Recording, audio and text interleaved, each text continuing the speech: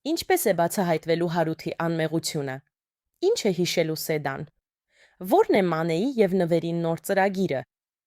Այս ամենը ձեզ կպատմեմ, բայց նրանք, ովքեր ցանկանում են, որ Սեդան ամեն ինչ հիշի եւ Հարութի անմեղությունը բացահայտվի, խնդրում եմ հավանեք իմ տեսանյութը եւ մեկնաբանություններում գրեք այո։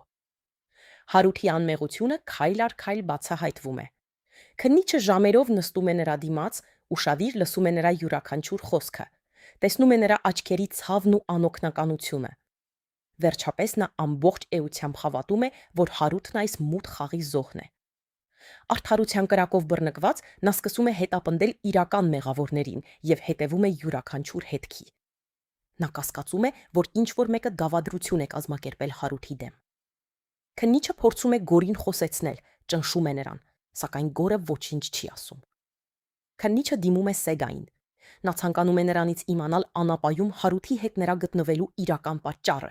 եւ հետաքրքրությամբ ու անհամբերությամբ հարցաքննում է նրան յուրաքանչյուր մանրամասնության մասին։ Սեդան պատմում է, որ այդ օրը նրանք պատահաբար էին հանդիպել։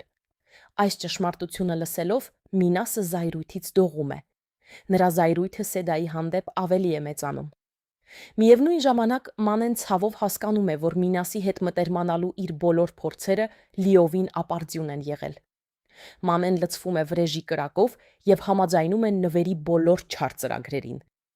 Այժմ Մանեի համար եկել է վրեժի ժամանակը։ Սեդան ավելի վաղ ասել էր, որ դեպքի ժամանակ դրսից այլ ձայներ էր լսել եւ այնտեղ մեկից ավելի մարդ էր եղել։ Քննիչ Վարդանյանը նույնպես կարծում է, որ այդ օրը Գորը մենակ չի եղել եւ ունեցել է այլ հանցագիծներ։ Սեդայի հիշողությունը կամաց-կամաց պարզվում է եւ այդ մութ օրվանից մի մանրուք հանկարծ փայլատակում է նրա հիշողության մեջ։ Գորի ձեռքի վերքը։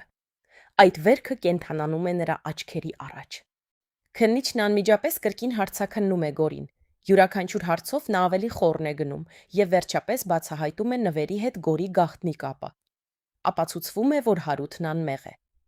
Այդ ընթացքում Սեդան վերցնում է իր զենքը եւ զայրույթով ու արդարության զգացումով այրվելով գնում է նվերից հաշիվ պահանջելու։ Հենց այդ վճռական պահին, երբ ամեն ինչ հասնում է շրջադարձային կետի, քննիչը նույնպես հասնում է այնտեղ։ Սեդան վճռական է կրակել նվերի վրա։ Նվերը աղաչում է Սեդային, որպեսզի նա ների իրեն։ Քննիչը Սեդային ասում է, որ նա չպետք է մարդասպան դառնա, քանի որ նվերը օրենքի առաջ պատասխան է տալու։